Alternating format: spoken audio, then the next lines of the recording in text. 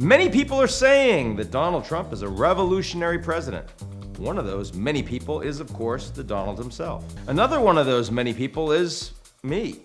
But I think President Trump is being far too modest. Yes, you heard that right. His revolution goes beyond just common sense and winning.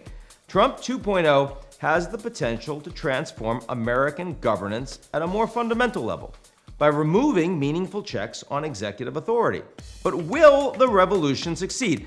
It will come down to the fate of those institutions President Trump is trying to defang. So let's look at which institutions are holding, which have already broken, and which remain in play. First, to what's holding.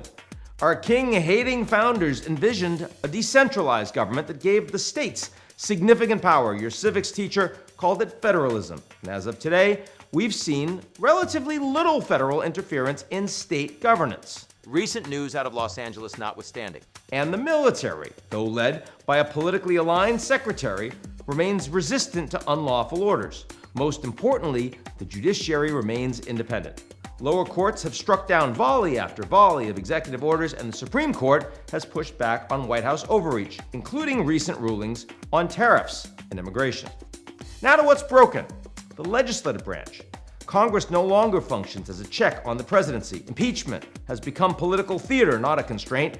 The GOP is now a vehicle for Trump, not a party with internal dissent. And Democrats, remember them, are in total disarray.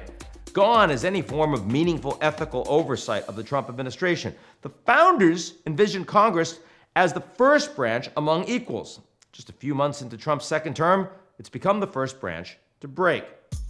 And finally, what remains in play? Keep an eye on the power ministries, the Department of Justice, the FBI, the IRS. They're facing internal purges and external pressure to serve political aims. Don't expect them to open any significant investigations against the executive or its allies. Also keep an eye on the health of U.S. elections, still free and fair, but increasingly viewed as corrupt, which makes them a growing target for political interference.